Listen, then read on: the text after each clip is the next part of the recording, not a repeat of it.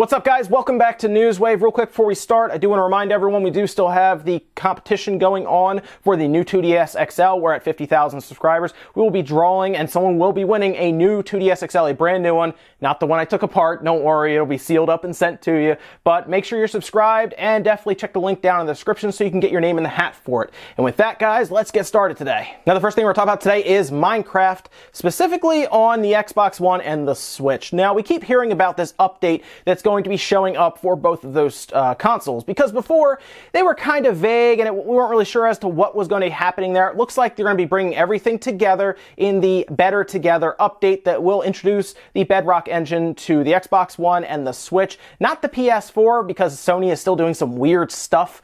No cross-platform play. They don't want any part of that with the other consoles, which is odd because Microsoft and Nintendo seem to be on board for this. But what's really interesting here is this new update will bring things like infinite worlds to the console versions with the Switch and the Xbox One. Now, according to developers in a recent FAQ, or frequently asked questions, they answered a ton of these questions, including which version of Minecraft is going to be the one that shows up and is updated on these platforms. According to them, it will be the current one that's in Windows 10 and on mobile that they've been developing since 2012. They went on to further say that any of the older Minecrafts will be left with minor updates. For the most part, it's going to be kind of left behind for this newer version on their end, because they want everyone to play pretty much together for cross-platform play. And in their words, the older ones will have edition on the end. So let's say you have a Wii U, you're playing the Minecraft Wii U edition or the Java edition, for example, and the newer ones will just have the title Minecraft. Now, they do have one stipulation to make sure you get this update for free. It's very odd, actually. I don't really know why this is the case, but they said as long as you've played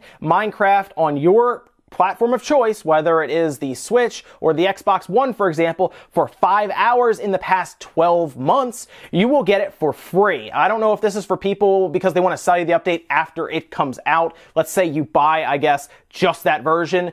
You then obviously are buying the newer version, whereas in this case, they are giving everyone a patch for free as long as you have the older version and you've been playing it for at least 5 hours. So right now, if you want to make sure you are getting it and you haven't maybe touched the one on your Xbox One for a while, fire it up over the week or so and just put 5 hours in now and you'll get it for free when it comes out. Now, they said they're still working on the Nintendo Switch version for bringing in the older worlds that you may have built, but according to them right now, as they've had it developed, the Xbox One version will have all of the older worlds moved in to the newer update. And for anyone out there who's trying to figure out how the limited world size would then work with the infinite world size, according to them, once you get to the edge of the map that you have built, it will continue to generate worlds. So even the ones you have now that have limited, obviously, boundaries around you, those will be pretty much gone, and you'll be able to pretty much just walk in one direction as far as you want. I really like what Microsoft's doing here, where they're trying to bring everyone together. I mean, they're calling it the Better Together update, but the fact that they're doing all of this stuff where the Switch can play with Xbox One, can play with PC, can play with mobile, I like the idea here to kind of unify everything. It's definitely the right thing to do with Minecraft, with how popular it is, and at this point, you can play with all your friends, even if they're on an Xbox One, or they're on a phone, or they're on their computer or your Switch. I like it a lot. I think it'll just help Minecraft really grow and evolve as we go forward. Next up, we have GameStop. They are going to be opening on Thanksgiving. This kind of leaked out, I think. I don't think they were ready to make an announcement for it or anything, but it looks like GameStop, yes, they will decide to open on Thanksgiving coming up this holiday season. Now, of course, the past 3 years or so, they have not opened on Thanksgiving, pretty much citing that they treat their employees kind of like family and they'd rather them go spend time with their family, significant others, everything. In this case, though, it looks like GameStop is feeling some serious financial pressure because they're pretty much just going to be open on Thanksgiving along with the other big stores. Now, I know there are, of course, some employees who don't mind because generally speaking, I can't speak for GameStop, but generally speaking, employees get paid more for working on holidays, whether it's like time and a half or they transfer them to overtime pay for that day. But, of course, there are definitely going to be employees who don't want to work on Thanksgiving, and it's kind of, it's kind of frustrating to see how, the market is going, where at one point, they opened at like 8 a.m. on Black Friday. Then they moved it back to 6 a.m., then 3 a.m. Then it fell into Thanksgiving where they opened at midnight, then 6 p.m. And now it looks like they're just going to always be open on Thanksgiving. You have Walmart, probably, I'm sure, Target. Basically, any of the big boys are going to be open. So GameStop at this point has to be feeling financial pressure to do this because it hasn't been like this the past couple of years. This appears to be them going back on what they said 3 years ago, where they were going to be closed on Thanksgiving so their employees could enjoy the day off. And instead now you have to come in, get ready, because we're expecting a massive rush on Black Friday, well, even the day before. I guess that's just the way the world's going. People like to shop on Thanksgiving. It's not really something I enjoy. When I worked at some of the smaller stores, they made a huge point to be closed on Thanksgiving or any holidays just to give the employees the time to spend with their family. But I know it's different in corporate retail, and that's just the way it is, I guess. Also, there was a new update for the Nintendo Switch, kind of a smaller one, 3.0.1. But apparently it is fixing the ever-present battery issue that people complain about a lot. Maybe you have run into this where your battery indicator is all over the place, whether you've been charging for a while and it appears to not have moved or even gone down to where it's 0, but you're still playing fine. Apparently they have ironed that out in this new system stability pack. Now there's a chance they also fix some other stuff in the background that we will never see, whether it's security patches or anything, and they slap the battery indicator as the main thing. I'm fine with it though, because honestly, a lot of people do complain about that battery indicator being an issue. And at this point, make the system as stable as possible. Fix all these little bugs until you're ready to roll out like a big update. Like I'm sure like 3.1 will have some new features or something. But if that battery indicator issue is still there, well, why would you not focus on that and get this system running as well as possible? I like the update. We saw them fix, along with Samsung, the TV issue where it kept waking up TVs. Now the battery issue is getting figured out, and I'm sure they'll just continue to make the system run better. Good, though, to see that the battery indicator issue is pretty much ironed out now. Next up, I'm going to tell you guys about a really cool speed run that's been going on with Portal for a little while now. If you don't know, there is an entire speed running category for beating Portal without using any portals. And I know that sounds really weird because the entire game's idea is to use portals to get through it. Puzzles are built specifically for your portal gun, right? Well, plenty of people now are speed running Portal by using things like glitches to get through walls, and in this case, a YouTuber by the name of Icy has now cracked the world record for it, running it in 48 minutes and 57 seconds. I have to say, it's actually a lot of fun to watch. I know sometimes people don't really get into the speed run thing, and I can understand that because some of them, sometimes they call speed run a speed run when it's really not, because it takes you like, hours to complete. A lot of times think speed run, you're like, oh, a couple minutes to beat a game.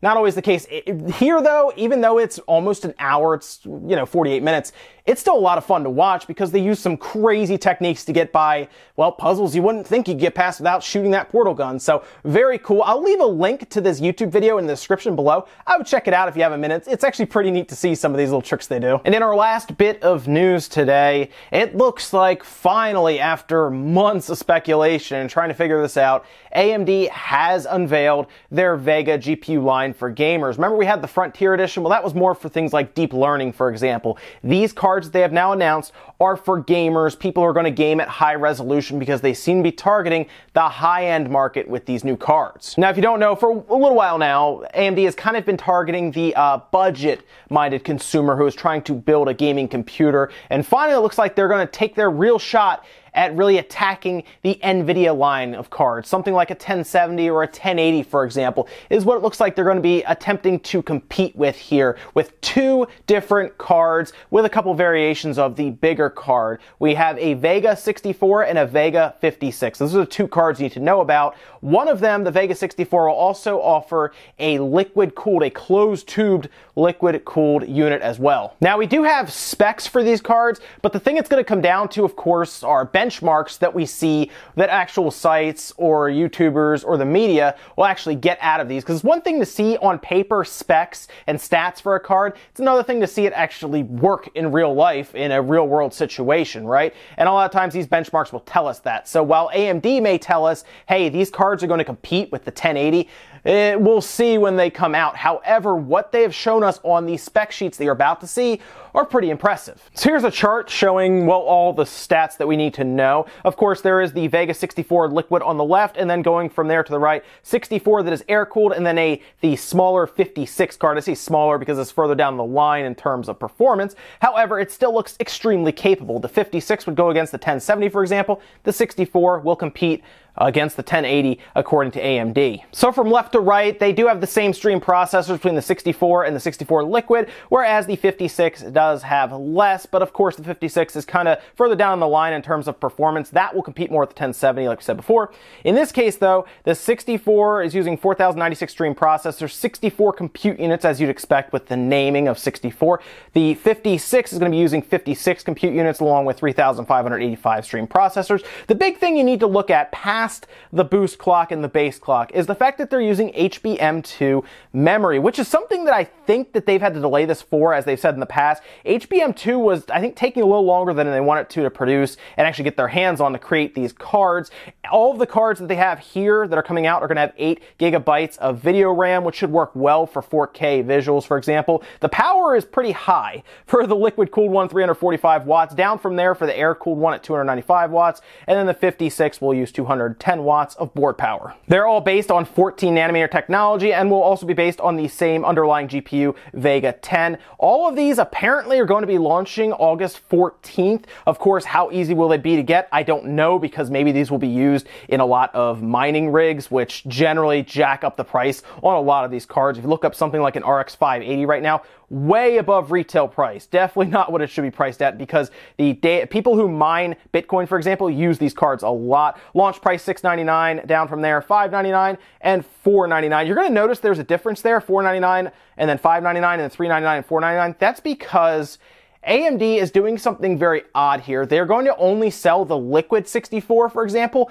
as a bundle where you get an amount off of a monitor and then you get 2 games, for example. They're doing kind of the same thing with the 64 air-cooled, although you can buy that separately if you want, but they're adding it into a bundle, which is very interesting to me. I'm not really sure why that is exactly, unless they do expect miners to be buying these and they figure, well, I'll get a little extra money, or who knows, maybe they're thinking they can control the market better. I do think that the HBM2 memory is still giving them some issue in production, so maybe they're trying to get more money out of each card on the high end. I think a lot of people are looking at that Vega 56 because it looks to be a pretty good value at $399. Keep in mind, it probably will bench better than the 1070, so this might be the card that a lot of people look towards to getting. Either way, no matter what side you're on, NVIDIA or AMD or Intel, for the CPU side, doesn't matter. This is great news for the consumer because it's showing heavy competition now between AMD, because for a while, NVIDIA pretty much controlled the high-end market. Whereas maybe they struggled a little more with the budget-minded market, a lot of people bought into NVIDIA for high-end gaming, and it looks like AMD is back on track here. I like this. Now we're going to kind of look towards NVIDIA with Volta, with that coming up, to see where they go with that, and if they are looking to maybe take control of the high-end market, maybe they look to drop prices to compete with AMD. That's where it gets interesting. That's where it gets exciting if you're a consumer. If you have to see some of these higher-end cards drop in price a little bit to compete with each other. It's an exciting time to be building computers. Very exciting if you're a hardware enthusiast. I really want to see where this goes and how NVIDIA responds going forward. Awesome stuff. And that's it for Newswave today, guys. Make sure you comment, like, subscribe, all that good stuff. Let me know what you think of any of the stuff we talked about today, whether it is the AMD Vega line. Are you looking into getting one of those cards? They're out the second week of August, so like August 14th, they'll be out and available for you to buy. Or are you holding off for NVIDIA's offering to see what they can really give us opposed to these Vega cards? Also, you're excited for Minecraft finally giving everyone the